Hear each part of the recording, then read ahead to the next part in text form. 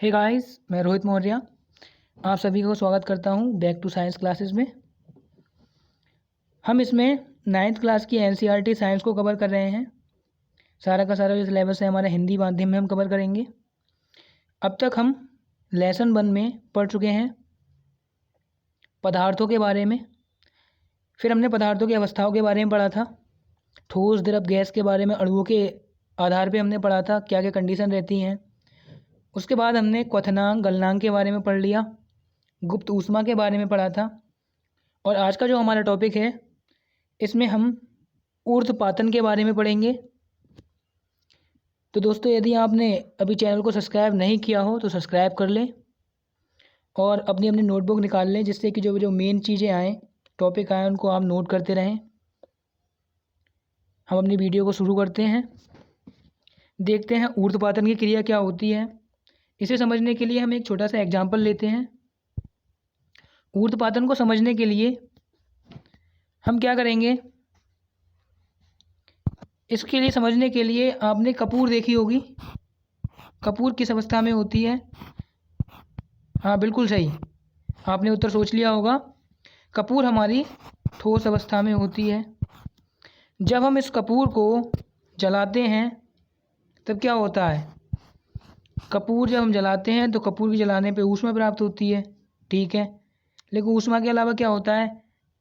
Gas निकलती है, धुआं बनता है, धुआं। तो जो धुआं हमारा होता है वो हमारी गैसीय फॉर्म होती है, गैसीय अवस्था होती है। तो जो गैसीय अवस्था होती है तो इस क्रिया को, मतलब कपूर का जो जलना है, वो हमारा ऊर्ध्वपातन कहलाता है।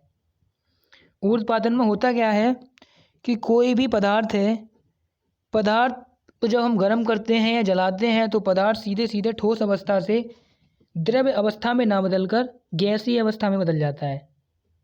मतलब कोई भी ठोस वस्तु है, यदि वो ठोस वस्तु गर्म करने के बाद गैसीय अवस्था में बदल जाए, गैसीय अवस्था में अगर बदल जाती है तो ये क्रिया हमारी ऊर्ध्वपातन की क्रिया कहलाती है। इसे एक एग्जाम्पल के द्वारा और समझ सकते हैं। एक होता है नौसादर। नौसादर मतलब इसका रासायनिक नाम होता है अमोनियम क्लोराइड। यदि हम अमोनियम क्लोराइड को गर्म करते हैं तो ये ठोस अवस्था में होता है। पहले तो गर्म करने पर ये सीधे सीधे गैसीय अवस्था में बदल जाता है। तो इसे पढ़ते हैं अच्छे से। यहाँ पे एक क्रियाकलाप दिया हुआ है, क्रियाकलाप को आप पढ़ लेंगे, आसानी से समझ जाएंगे। इसमें कहा है थोड़ा सा कपूर लें या अमोनियम क्लोराइड लें, एक चाइना डिश में लें, मतलब एक कटोरी टाइप होती है। चाइना मतलब जिससे हमारे चीनी मिट्टी की, जिससे हमारे कप वगैरह बनते हैं। फिर उसमें कह रहे हैं उसमें उल्टा करके एक कीप रखें या प्याली रखें, उसे गर्म कर दें, रुई के टुकड़े से बंद कर दें। क्या होगा जब उसे गर्म करेंगे तो ठोसी अवस्था से गैसीय अवस्था में बदल जाएगा, यही है। तो जो क्रिया जो होती है वो ऊर्ध्वपातन की क्रिया होती है। निष्कर्ष पढ़ते हैं हम। वास्तव में होता क्या है कि द्रव अवस्था में परिवर्तित हुए बिना, आप यहाँ लिख सकते हैं, द्रव अवस्था में परिवर्तित हुए बिना ठोस अवस्था से सीधे सीधे गैस अवस्था में बदलने की प्रक्रिया ऊर्ध्वपातन कहलाती है। क्रिया क्या कहलाती है? ऊर्ध्वपातन कहलाती है। और यदि कोई भी वस्तु या कोई भी तत्व गैसीय अवस्था में है और वो गैस अवस्था से सीधे सीधे ठोस अवस्था में बन जाए, पहले कैसी अवस्था में था? गैसीय अवस्था में। गैसीय अवस्था से आने के बाद सीधे सीधे वो कौन सी अवस्था में बन जाए? ठोस में बन जाए। ऊर्ध्वपातन में क्या होता है? ऊर्ध्वपातन में कोई ठोस बदल जाता है गैस में। ये तो हो गई हमारे ऊर्ध्वपातन। लेकिन जब कोई भी गैस हमारी परिवर्तित हो जाए ठोस अवस्था में, ठोस में, तो वो हमारी कहलाती है निक्षेपण। वो क्रिया हमारी क्या कहलाती है? निक्षेपण। बहुत ही इंपॉर्टेंट टॉपिक है जो आपकी परीक्षाओं में आता है। अब तक हमने पढ़ा कि तत्वों पर या पदार्थों पर ऊष्मा का प्रभाव, मतलब ताप का प्रभाव। यदि हम किसी तत्व का ताप बढ़ाएंगे या घटाएंगे तब क्या होगा। लेकिन हम आगे पढ़ेंगे हम दाब का प्रभाव, कि किसी भी तत्व पर दाब का प्रभाव क्या होता है। इसे देखेंगे। दाब परिवर्तन करने पर किसी भी गैस में क्या होगा या किसी ठोस में क्या होगा, पढ़ेंगे। हम जानते हैं कि घटक कणों के बीच की दूरी में अंतर होने के कारण पदार्थों की विभिन्न अवस्थाओं में अंतर होता है। किसी सिलेंडर में भरी गैस पर दाब लगाने एवं संपीड़न करने पर क्या होगा, मतलब क्या है, कोई हमारे सिलेंडर में गैस है, उसे हमने क्या किया, दबा दिया, तो क्या होगा। आपने अक्सर देखा होगा जो साइकिल होती है, साइकिल के ट्यूब में हम हवा भरते हैं। अब हवा किस चीज़ से भरते हैं, हवा भरते हैं पंप से। तो सभी लोगों ने पंप यूज किया होगा, जाहिर सी बात है। तो पंप अगर हम जल्दी जल्दी चलाएं, क्योंकि पंप जो होता है, पंप में एक सिलेंडर लगा होता है इस तरीके से, उसमें से एक पाइप निकला हुआ होता है जिसमें हमारा छुंची लगी होती है हवा डालने के लिए, और इसमें एक बाल्ब लगा होता है ऊपर की साइड, और जिसे हम कंप्रेस करते हैं, दबाते हैं। यहाँ एक छिद्र बना हुआ होता है हवा जाने के लिए। तो क्या होता है, इसके अंदर जो वायु थी वो इकट्ठी हो गई। अभी इतने आयतन में वायु थी, लेकिन हमने क्या किया, इसको और दबा दिया, बिल्कुल दबा दिया नीचे तक के लिए। तो क्या होगा, ये वायु जो थी वो इतने से इकट्ठी हो गई, इतनी जगह में आएगी। मतलब हमने क्या किया, इस पे दाब लगा दिया। क्या कर दिया, दाब लगा दिए, ये संपीड़ करा दिया, कंप्रेस करा दिया ऐसे। तो क्या होता है, क्या कभी आपने देखा है ऐसा? हाँ, क्या होता है कि जो पंप हमारा है कुछ समय के बाद गर्म पड़ जाता है। कैसा हो जाता है, गर्म पड़ जाता है। मतलब गैस जो है, जब हम गैस पे अधिक दाब लगाते हैं, उसका क्षेत्रफल हम कम कर देते हैं, तो गैस का ताप बढ़ जाता है। क्या होता है, गैस का ताप बढ़ जाता है। तो ये क्यों हुआ, ये हुआ गैस को दबाने पर, मतलब उस पर दाब का प्रभाव हुआ। आगे से और अच्छे से समझते हैं, पढ़ेंगे। क्या आपको लगता है कि दाब बढ़ाने या घटाने से पदार्थ की अवस्था में परिवर्तन हो सकता है? जवाब दीजिए। अभी मैंने बताया था हाँ, परिवर्तन होता है। तो ये दिया हुआ है, देखिए सिलेंडर था, पहले गैस उसमें इतनी थी, फिर उसे और दबाया, फिर और दबाया। क्या होगा, कह रहे हैं दाब बढ़ाने पर तापमान घटने से गैस द्रव में बदल जाती है। बिल्कुल सही बात। जब हम किसी भी वस्तु का, मतलब किसी भी गैस का दाब बढ़ा दें तो वो कैसी फॉर्म में आ जाती है, गैसीय अवस्था में। इसका उदाहरण आपके लिए बहुत अच्छा सा है, जो एलपीजी गैस का सिलेंडर होता है जिससे हम खाना पकाते हैं, लिक्विड पाइफाइड गैस, उसमें यदि आप हिला करके देखें तो गैस, या पाइप में देखें तो गैस किस अवस्था में होती है, गैस द्रवीय अवस्था में होती है। किस अवस्था में होती है, द्रव अवस्था में होती है। तो उसमें हम क्या करते हैं, बहुत सारी गैस को इस सिलेंडर के अंदर भर देते हैं ज़बरदस्ती, मतलब दबाव लगा करके। क्या लगा करके, दाब लगा करके हम इस सिलेंडर के अंदर बहुत ज़्यादा गैस को भर देते हैं, जिसके कारण क्या होता है, जो गैसीय अवस्था है वो गैसीय अवस्था परिवर्तित हो जाती है द्रव अवस्था में। किस अवस्था में परिवर्तित हो जाती है, द्रवीय अवस्था में। आगे बढ़ेंगे, और क्या होता है, कह रहे हैं क्या आपने CO2 के बारे में सुना है? इसे उच्च दाब पर संग्रहित किया जाता है। जब वायुमंडलीय दाब पर एक एटमॉस्फेयर ATM हो, मतलब जो दाब जो है वो 1 ATM हो, एटमॉस्फेरिक प्रेशर हो, तो ठोस CO2 द्रव अवस्था में आए बिना सीधे सीधे परिवर्तित हो जाती है, सीधे सीधे गैस अवस्था में परिवर्तित हो जाती है। आगे देखेंगे,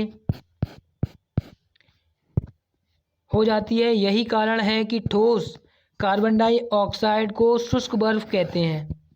हम बात करेंगे, जो CO2 गैस थी, यदि हमारे गैसीय फॉर्म में है तब तो CO2 कार्बन डाई गैस है, लेकिन यदि इसको दबाव लगा दें इसे और अधिक लिक्विड अवस्था में हो, और फिर क्या होता है, ये बदल जाती है हमारी लिक्विड से ड्राई आइस के रूप में, सूखी हुई बर्फ़ के रूप में।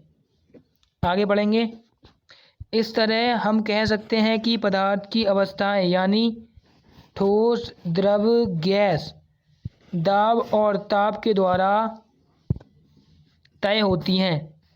दाब बढ़ाने पे क्या होता है, ताप पे क्या होता है, आगे बढ़ेंगे। ये एक फ्लो चार्ट दिया हुआ है, इसे अच्छे से समझ सकते हैं इसकी सहायता से ऊर्ध्वपातन और निक्षेपण को। तो हमारा दिया हुआ है द्रव्य, ठोस और गैस, हमारी 3 अवस्थाएं दी हुई हैं। यदि हम ठोस को गर्म कर दें तो वह बदल जाएगा द्रव अवस्था में, जिसे कहते हैं संगलन। यदि इस द्रव को और अधिक गर्म कर दें तो ये बन जाता है बाष्पीकरण की क्रिया के द्वारा गैसीय अवस्था में। बिल्कुल ठीक। अब एक उल्टा क्रम होता है, उस क्रम में क्या होता है, यदि हमारे पास गैसीय अवस्था है, गैस को हम ठंडा करें, गैस को हम ठंडा कर दें, तो ठंडे करने की जो क्रिया होती है वो कहलाती है संघनन।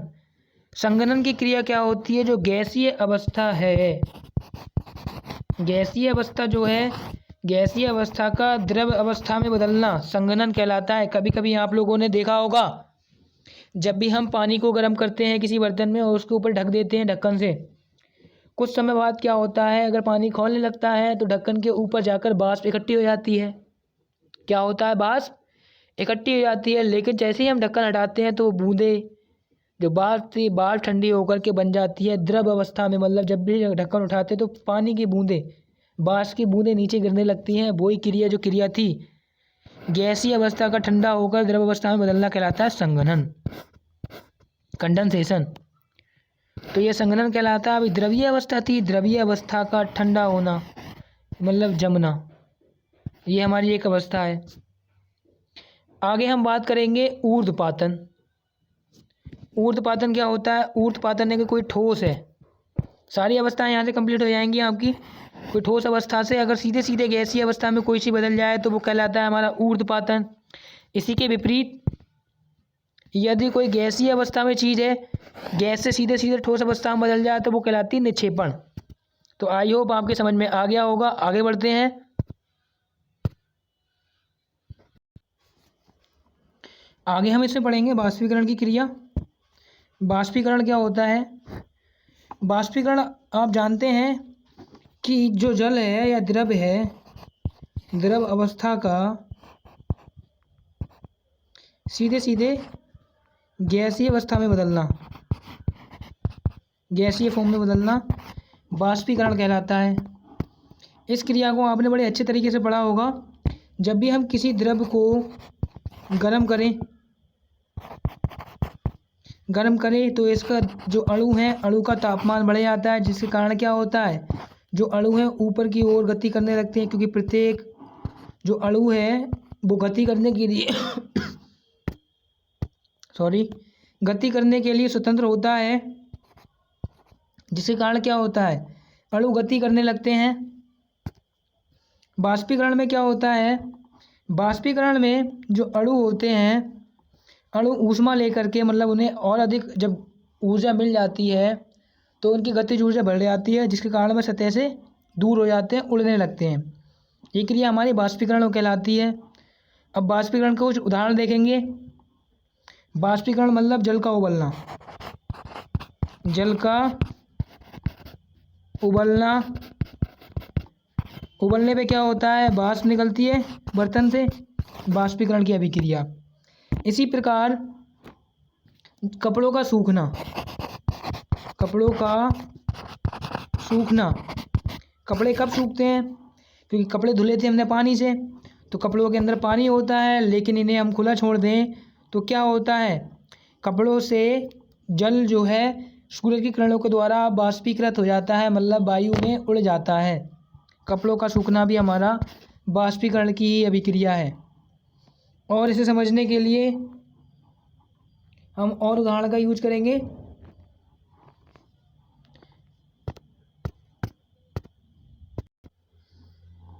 जल वाष्प का जो बाष्पीकरण है उसको समझने के लिए एक एग्जांपल और लेंगे। एसीटोन का सूखना, जो एसीटोन होती है जिसे हम थिनर कहते हैं, जिससे हम नाखून पॉलिश साफ करते हैं, वो क्या होती है, धीरे धीरे हमारे शरीर की ऊष्मा पाने के बाद क्या होती है, उड़ जाती है और हमारे हथेली पे ठंडा महसूस होता है। वो क्रिया भी हमारी बाष्पीकरण की क्रिया है। हम पढ़ेंगे इससे आगे कि बाष्पीकरण को प्रभावित करने वाले कारक क्या हैं। तो बाष्पीकरण को प्रभाव करने वाले कारण, कुछ कारण हैं जिन्हें हम पढ़ेंगे। हम आर्द्रता के बारे में पढ़ेंगे। आर्द्रता क्या होती है? जो आर्द्रता मतलब वायु में विद्यमान, जब हमारी जलवाष्प उड़ जाती है, वायु में विद्यमान जलवाष्प की मात्रा को आर्द्रता कहते हैं।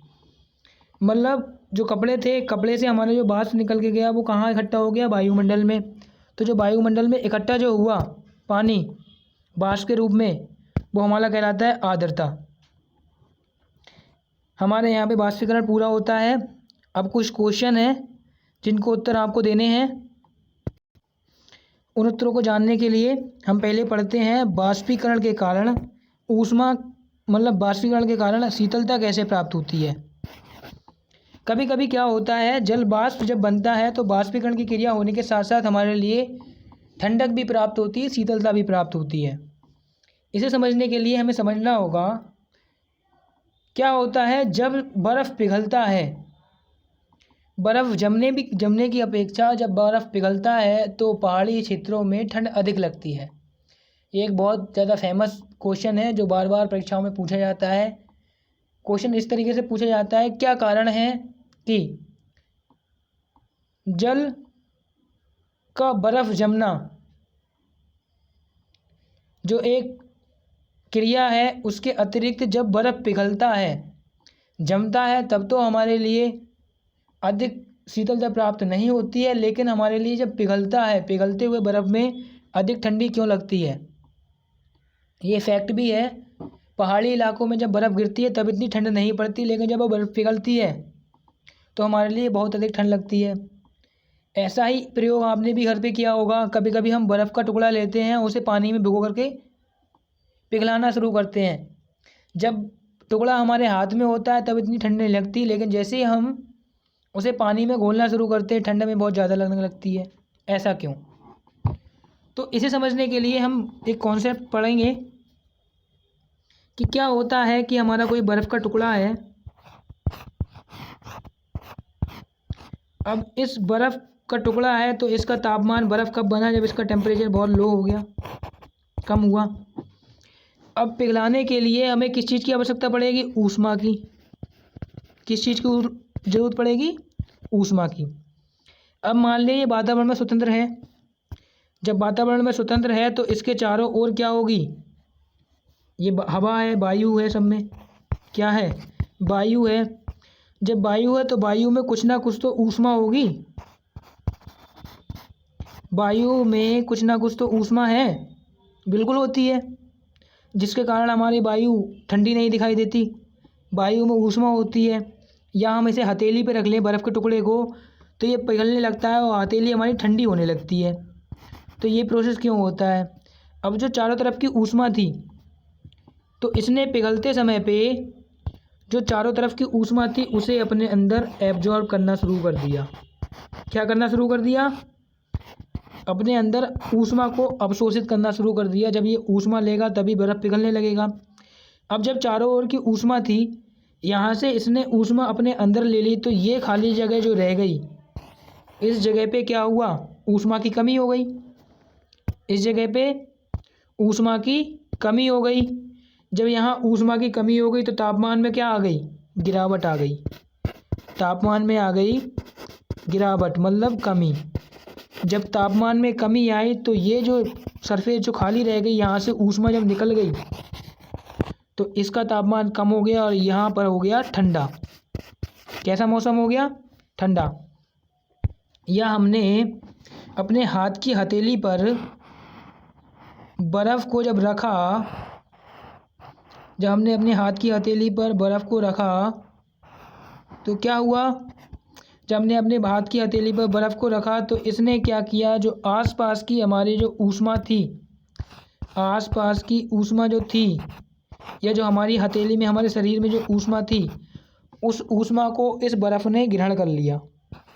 इस बर्फ़ ने उस ऊष्मा को ग्रहण कर लिया और जो आसपास की जो जगह बची या जो हमारी हथेली की जगह बची, वहाँ पे क्या हो गया, तापमान में कमी हो गई। तापमान में कमी हो गई, जिसके कारण हमारी हथेली कैसी लगने लगी, ठंडी। इसी के कारण हमारी हथेली ठंडी हो जाती है। और अच्छे से समझेंगे, मैंने बताया था कि जब बर्फ़ पिघलता है तो अधिक ठंड पड़ती है। अभी बताया था कि जब हम पानी पे अपने हथेली पे नॉर्मली बर्फ़ को रखें तब इतना ज़्यादा ठंडा नहीं लगता, लेकिन इस पे हम पानी चलाना शुरू कर दें, पानी डालना शुरू कर दें तो बर्फ़ पिघलने लगता है और ठंड हमें बहुत ज़्यादा लगती है। वो इसी कारण लगती है कि जो पानी था, पानी के अंदर गुप्त ऊष्मा होती है। पानी के अंदर भी एक ऊष्मा होती है।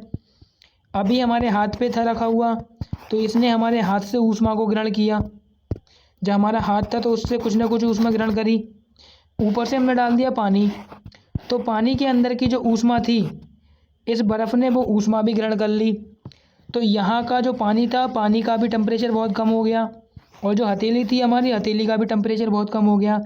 इसके कारण हमारे लिए बहुत अधिक ठंडक महसूस होती है, जिसके कारण हमें बहुत अधिक ठंडक महसूस होती है। तो यहाँ मतलब ये फैक्ट सही है कि बाष्पीकरण के कारण शीतलता उत्पन्न होती है। आप अच्छे से समझ गए होंगे। आगे देखेंगे अब हम कुछ जो इसके मेन फैक्ट हैं। यहाँ पे हमारे लिए दे रखा है पदार्थों की कुछ 2 और अवस्थाओं के बारे में दिया हुआ है, जो आपके सिलेबस में नहीं है, बट अगर आप ज़्यादा ही उत्सुक है तो आप पढ़ सकते हैं, जो बड़ी क्लासों में पढ़ाई जाती है। वैज्ञानिक अब जो पदार्थ है उसकी 3 अवस्था ना मान करके उसकी 5 अवस्थाओं को मानता है। इसमें पहली अवस्था है बोस-आइंस्टाइन कंडेंसेशन, ठोस, द्रव्य, गैस और प्लाज्मा अवस्था। ये 2 अवस्थाएं और बढ़ा दी गई हैं, पहले 3 अवस्थाएं थी। तो इन अवस्थाओं के बारे में हमारे लिए बताया एक भारतीय वैज्ञानिक थे, NS बोस, और एक विदेशी वैज्ञानिक जिसको आप बहुत अच्छे से जानते हैं, अल्बर्ट आइंस्टीन और बोस साहब। इन दोनों के नाम पर हमारे लिए दी गई एक थ्योरी, बोस-आइंस्टीन कंडेंसेशन, ये हमारी अवस्था है। और एक अवस्था है हमारी प्लाज्मा अवस्था। तो प्लाज्मा अवस्था क्या होती है और बोस-आइंस्टीन अवस्था क्या होती है, मैं आपको ब्रीफली बता देता हूँ। तो प्लाज्मा अवस्था होती है, प्लाज्मा अवस्था में क्या होता है, प्लाज्मा अवस्था में गैस आयनित रूप में होती है। गैस जो होती है, गैस को आयनित कर दिया जाता है। आयन का मतलब गैस पर चार्ज चढ़ जाता है, मतलब करंट कि माइनस की आवेशित हो गई या प्लस की आवेशित हो गई। गैस के अणु होते हैं, गैस आयनित हो जाती है। और यदि हम उसे हम विद्युत धारा प्रवाहित करें तो वो क्या होती है, आयनित कण के कारण जब विद्युत धारा उसमें प्रवाहित की जाती है तो चमकने लगती है, प्लाज्मा के रूप में चमकने लगती है। तो ये क्रिया हमारी, ये जो कण कहलाते हैं वो प्लाज्मा अवस्था कहलाती है। इसे देखने के लिए जो हमारी रॉड होती है CFL, जो हमारी रॉड जो होती है, ट्यूबलाइट, पुराने समय में कुछ समय पहले चलती थी ट्यूबलाइट जो हमारी जलती है वो इसी प्रक्रिया के द्वारा जलती है। ट्यूबलाइट में क्या होता है, ट्यूबलाइट में पूरी ट्यूब होती है, ये हमारी ट्यूबलाइट की रॉड है। ये पूरी जो रॉड होती है, इस रॉड के अंदर सिल्वर मतलब पारे की गैस भरी होती है, पारे की आयनित गैस भरी होती है। कभी कभी सिल्वर भी भर देते हैं। पारे की गैस होती है, वो आयनाइज्ड होती है। जब हम इस पर विद्युत धारा प्रवाहित करते हैं तो क्या होता है, वो इसके अंदर प्लाज्मा बना लेती है। ऐसे टकराने के बाद पूरी रॉड जो है रोशनी करने लगती है, इसके अंदर प्लाज्मा बहने लगता है और ये उजाला करने लगती है। ये हमारी प्लाज्मा अवस्था हो गई। अब इसी प्रकार बोस-आइंस्टीन ने एक कंडेंसेशन बताया। इसमें क्या होता है, इसमें उन्होंने बताया किसी गैस को यदि हम ज़्यादा कंप्रेस कर दें, ज़्यादा दबा दें, तो वो क्या करेगी, उसका तापमान बहुत ठंडा हो जाएगा। मतलब ज़्यादा दबा दें उस गैस को, ज़्यादा ही कंप्रेस कर दें तो वो ठंडी हो जाएगी। घनत्व उसका कम हो जाएगा, उसका मतलब घनत्व का मतलब उसका वजन कम हो जाएगा और वो लिक्विड फॉर्म में आ जाएगी। गैस कैसी हो जाएगी, कम करने पर बहुत ज़्यादा लिक्विड फॉर्म में आ जाएगी। ये हमारा हो जाता है बोस-आइंस्टीन कंडेंसेशन। इसका यूज हम करते हैं जो हमारे रेफ्रिजरेटर होते हैं, मतलब फ्रीजर के पीछे जो हमारे पतले पतले पाइप लगे होते हैं, कभी पतले कभी मोटे, कंप्रेसर को हैंडल करने के लिए। तो वो क्रिया यही है, इसी क्रिया के कारण हमारा फ्रीजर ठंडा होता है। तो आपने पढ़ा कि पदार्थ की कौन कौन सी अवस्थाएं होती हैं। आपका लेसन यहीं पर समाप्त होता है। अब हम कुछ पढ़ते हैं आपने क्या सीखा। ये बहुत महत्वपूर्ण सेगमेंट होता है। पार्ट के जो हमने पार्ट में अध्ययन किया उसके बारे में एक एक चीज़ डिटेल में दी जाती है, तो इसे ज़रूर से ध्यान से पढ़ा करें। तो हमने अब तक पढ़ा जो मेन चीज़ें हैं, द्रव सूक्ष्म कणों से मिलकर बना है, बिल्कुल सही बात है। हमारे आसपास द्रव की 3 अवस्थाएं विद्यमान होती हैं, ठोस, द्रव और गैस, जो कि हम पढ़ चुके हैं। सबसे पहले हमने पढ़ी थी ठोस। तो ठोस के बारे में पढ़ेंगे। ठोस के कणों के बीच में जो है आकर्षण बल सबसे अधिक होता है। गैस के कणों के बीच जो आकर्षण बल कम होता है, और जो द्रव होता है उनके बीच जो आकर्षण बल होता है वो ठोस से कम और द्रव से ज़्यादा होता है। ये बात हमने पढ़ी। आगे हमने पढ़ा ठोस के कणों में ठोस को निहित करने वाले कणों के बीच रिक्त स्थान और गतिज ऊर्जा न्यूनतम गैस के लिए ये अधिकतम, किंतु द्रव के लिए मध्यवर्ती होती है। आगे हमने क्या पढ़ा, आगे पढ़ा ठोस के लिए अनेक कणों की व्यवस्था अत्यधिक कृमित होती है। द्रव्यों में कणों की परतें एक दूसरे पर फिसल व स्खलित हो सकती हैं। गैसों में कोई क्रम नहीं होता, इनके कारण अनियमित रूप से विचरण करते हैं। अगला हमने पढ़ा पदार्थों की अवस्थाएं अतः परिवर्तित होती हैं। जो हमने पढ़ा था कि पदार्थ की अवस्थाएं एक से दूसरी अवस्था में परिवर्तित होती रहती हैं। पदार्थ की अवस्थाओं में परिवर्तन ताप और दाब के कारण होता है, बिल्कुल सही बात है।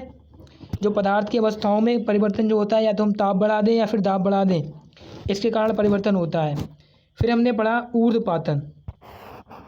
ऊर्ध्वपातन प्रक्रम में क्या होता है, जो ठोस अवस्था होती है वो सीधे सीधे द्रव अवस्था में ना बदल करके काय में बदल जाती है, गैसीय अवस्था में बदल जाती है, ऊर्ध्वपातन कहलाता है।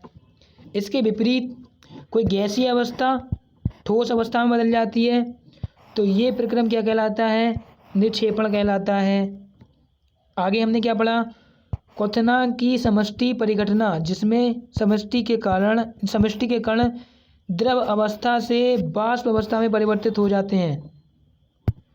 वाष्पीकरण की परिघटना के बारे में हमने पढ़ा। वाष्पीकरण एक सतह की परिघटना है। सतह के कण पर्याप्त ऊर्जा ग्रहण कर उनके बीच परस्पर आकर्षण बल को पार कर लेते हैं और द्रव वाष्प अवस्था में परिवर्तित हो जाता है, बिल्कुल सही बात है। जब कोई भी चीज़ ज़्यादा गर्म कर दी जाती है तो क्या होता है, उसकी जब कोई वस्तु है, जब कोई ठोस है, उसके बीच के जो आकर्षण बल होता है कणों के बीच का, अगर हम ज़्यादा गर्म कर दें तो ये टूट जाता है और ये क्या करने लगते हैं, कंपन करने लगते हैं। यदि ऊष्मा हमने और अधिक बढ़ा दी तो ये किस अवस्था में पहुंच जाते हैं, अणु गति करने लगते हैं, गतिज ऊर्जा इनकी बहुत अधिक हो जाती है और ये बाष्पीकृत हो जाते हैं, मतलब ये वाष्प में बदल जाते हैं। आगे हमने क्या पढ़ा, वाष्पीकरण की गति निम्नलिखित कारकों पर निर्भर करती है। सतही क्षेत्रफल पर, वायुमंडल के प्रति परित्याग होता है, तापमान, आर्द्रता, वायु की गति पर। और फिर हमने पढ़ा था वाष्पीकरण से ठंडक उत्पन्न होती है, बिल्कुल सही बात है।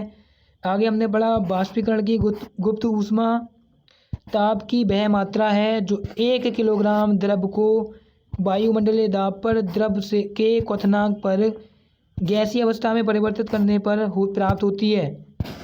आगे हमने पढ़ा संलग्न की गुप्त ऊष्मा, संगलन की गुप्त ऊष्मा ऊर्जा की वह मात्रा है जो 1 किलोग्राम ठोस वायुमंडलीय दाब पर ठोस को उसके संगलन बिंदु पर लाने के लिए प्रयोग की जाती है।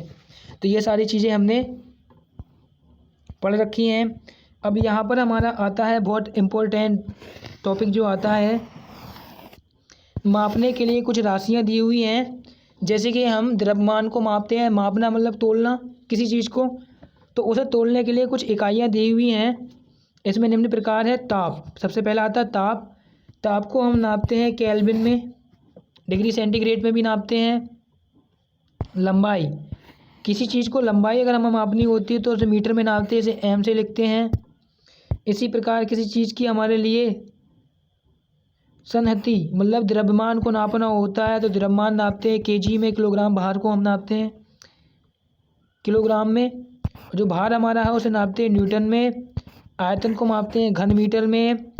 घनत्व को नापते हैं किलोग्राम प्रति घन मीटर में। ऐसी दाब को मापते हैं पास्कल में, पीए लिखा जाता है उसके लिए। तो आपका यहाँ पे पाठ समाप्त होता है। आई होप आपके अच्छे से समझ में आया होगा। तो हमारे चैनल को सब्सक्राइब कीजिए, वीडियो को अधिक से अधिक शेयर कीजिए, दोस्तों तक अपने ये वीडियो पहुंचाते रहिए। और यदि आपको कोई समस्या है, कोई आपका क्वेश्चन है तो आप कमेंट बॉक्स में कमेंट कीजिए, उसका समाधान किया जाएगा। और अगली वीडियो में हम इसका समाधान लेकर के आएंगे, तो हमारे साथ बने रहें। धन्यवाद।